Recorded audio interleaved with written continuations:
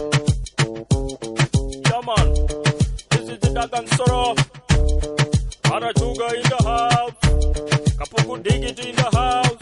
Wow. Yeah.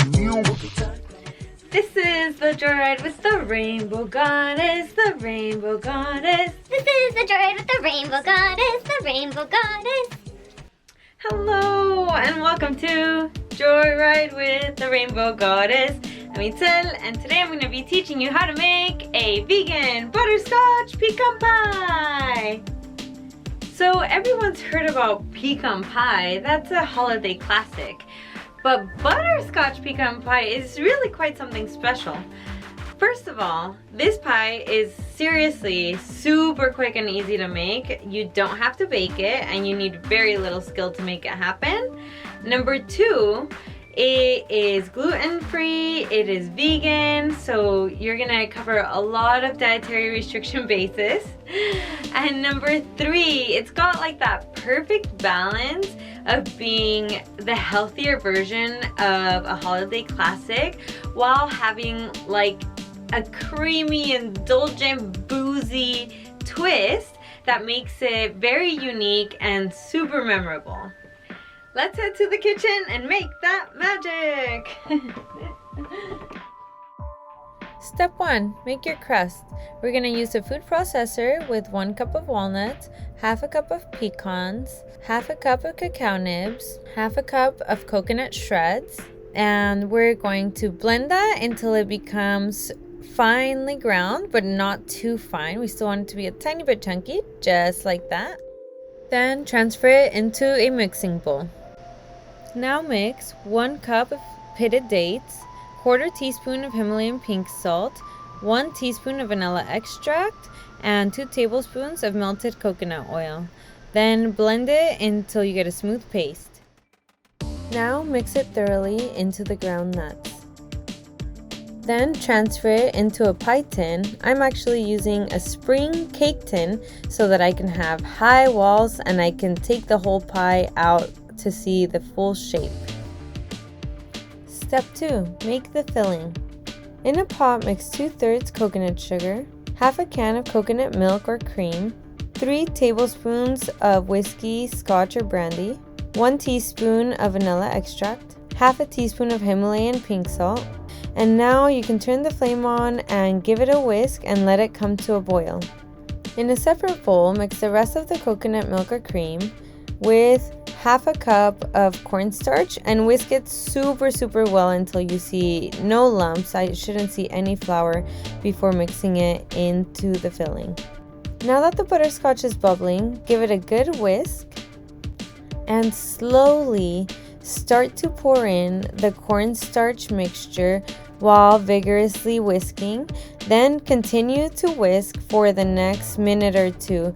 At this point, you want to lower the heat so that the cornstarch can cook and the mixture can thicken. Just like that, nice and thick and goopy.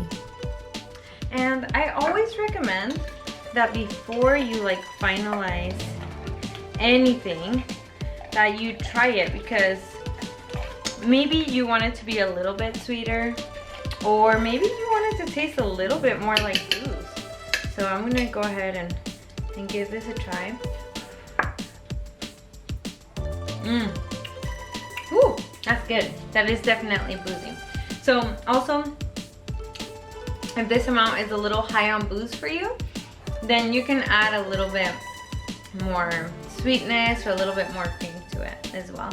Now pour the mixture into your pie crust and tap it out and jiggle it to get rid of air bubbles and smooth it. Step 3. Make the topping. Get a pan on medium heat with a spoonful of coconut oil and let it melt.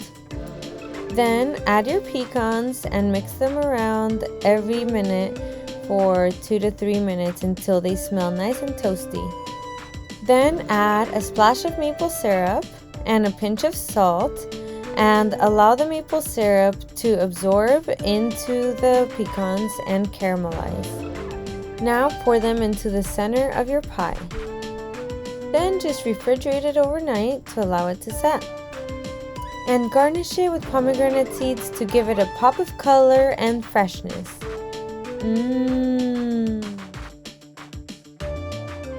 Well, I have to say that it turned out way more beautiful than I expected.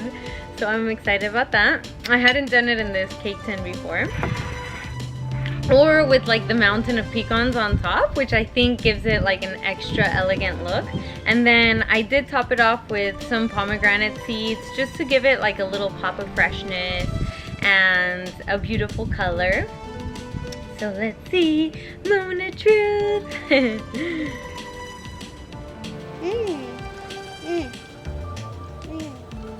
Wow.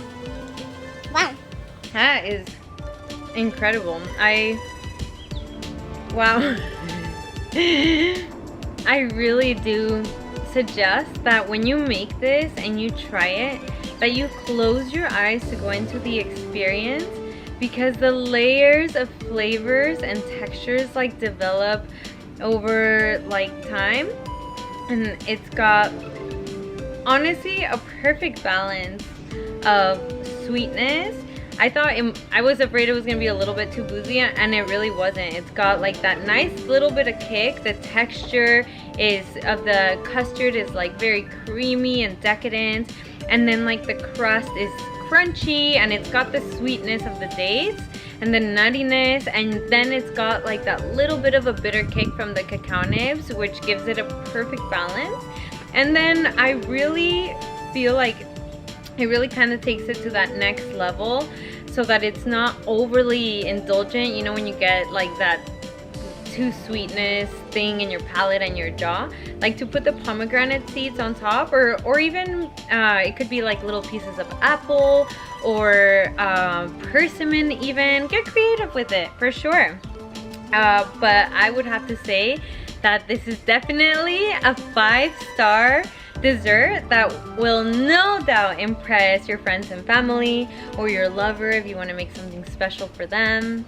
Thank you so much for watching. Let me know down in the comments if you have any questions or suggestions for future videos. And please give this video a big thumbs up if you liked it. Also, if you haven't subscribed to my channel, you should do that now. I took a big break from making videos, but now I'm back on, baby. So turn on your notifications as well so you get notified every time I put up a new video, which should be every Monday. I'm so happy you stopped by, and I can't wait to see you back here. Have a healthy, happy life. Yeah.